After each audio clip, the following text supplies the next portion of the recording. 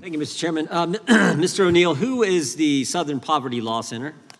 Southern Poverty Law Center is a far-left radical activist group that routinely smears conservative and Christian organizations, putting them on a map with the Ku Klux Klan. Well, first of all, does the Southern Poverty Law Center partner with the Open Society Foundation? Yes, the Southern Poverty Law Center received $75,000 from Foundation to promote Open Society. And the Open Society Foundation gets money from the American taxpayer, is that right? No, the Open Society Foundation does not. There was an arm of the Open Society Foundation that is now closed that received a large number. Yes. They did get. Okay. And as you pointed out, the Southern Poverty Law Center labels a lot of conservative groups as hate groups. Yes, right? Including Focus on the Family this year. Focus on the Family, Alliance Defending Freedom, Family Research Council, Turning Point Center USA. for Immigration Studies, Moms for Liberty. Mm-hmm. Moms are now a hate group? Yes, they put Moms for Liberty on there. They actually said that they compared them to the Uptown Klan of the 1950s. And you know what's interesting? I found this. We made an issue of this, and thank goodness it stopped with our new Justice Department. But in the old Justice Department under Mr. Biden, there was this. You may remember this memorandum put out by the Richmond FBI Field Office. You remember this, Mr. O'Neill? Yeah. Yes. And do you know when they talked about traditional Catholics were extremists? Do you know who they cited in the footnote in this? I got the actual FBI memorandum. You know who they cited in that memorandum? The Southern Poverty Law Center. The Southern Poverty Law Center. Go figure. Okay, how about this? Who's the Tides Foundation? They're the oldest dark money pass-through organization. They pioneered the process that now Arabella Advisors has perfected.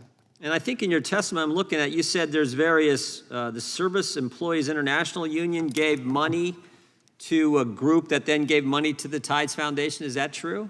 No, the SEIU gave directly to they gave Tides directly. Advocacy and the Tides Foundation, yes. Yeah, and then I think also in your testimony you point out that the Tides Foundation not only got money from left-wing union groups, but they also got money directly from the taxpayers through USAID. Is that right?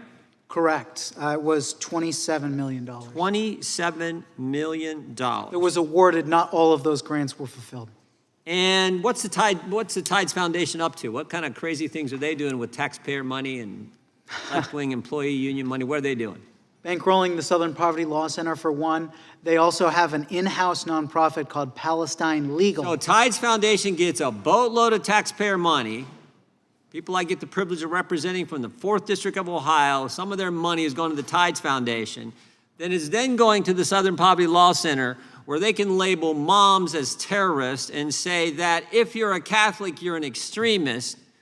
That all happens with American tax dollars. Is that right? We don't have concrete proof of the fact of the Tides Center receiving money that they then gave to the Southern Poverty Law Center. Money's fungible. We're not. So your overall point is 100%. Okay. So that's all happening here in the United States, but it's even worse, right? Because the Tides Foundation also gets involved, Mr. Gonzalez was pointing to this, gets involved overseas as well.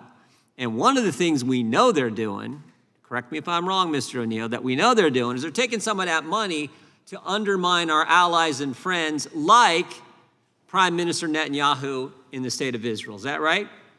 Well, one of the big things they have is an in-house nonprofit representing anti-Israel rioters on college campuses called Palestine Legal.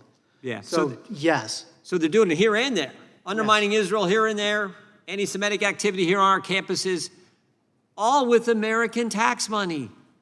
Wow. Yeah. Wow. And the other side says, again, Mr. Van Drew shouldn't be having this hearing. Are you kidding me?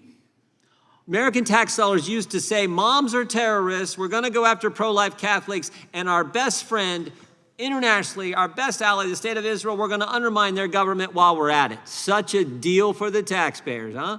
On the point from Ranking Member Raskin, he noted that George Soros does not have power.